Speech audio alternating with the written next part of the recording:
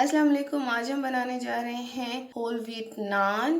250 ग्राम मैंने इसमें whole wheat आटा लिया है, 100 ग्राम लिया है योगर्ट, 2 टेबलस्पून ऑयल, 1 टीस्पून नमक, हाफ टी स्पून शुगर और half tea spoon baking soda.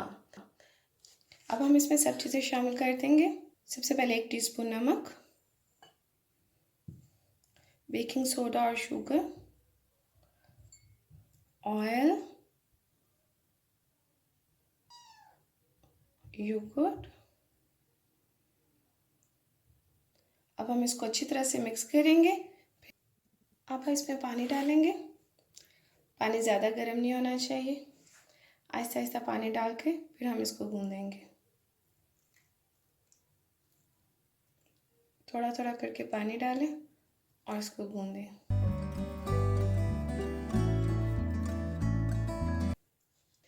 आटे को हमने थोड़ा सा गूंद लिया है। ये देखिए, ये इतना हमने नरम रखा है।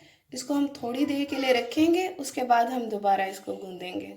आटे को हमने तकरीबन आधा घंटे के लिए रेस्ट पे रख दिया था। अब हम इसको थोड़ी देर और गूंदेंगे और फिर राइज होने के लिए छोड़ देंगे।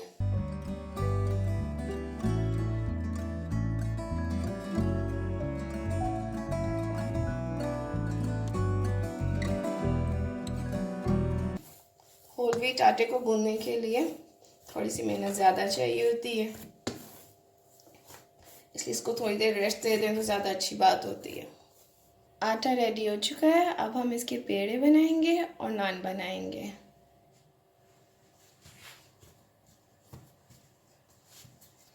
देखिए कितना नरम है। अब हम इसके पेड़े बनाएंगे बराबर के।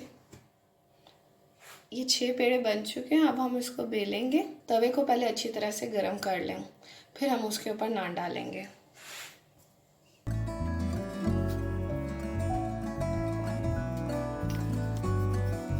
हमने इसको बेल लिया। अब हम इसकी एक तरफ पानी लगाएंगे और फिर तवे पे डालेंगे।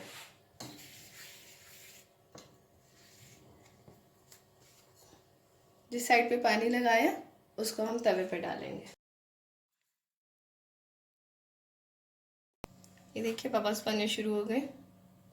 जब एक तरफ से पक जाएगा फिर हम इसको अवन में ग्रिल में रखेंगे ताकि ये ऊपर से अच्छी तरह से पक जाए।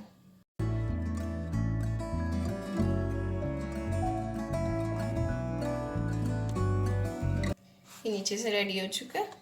अब हम इसको भी ग्रिल में रख देंगे।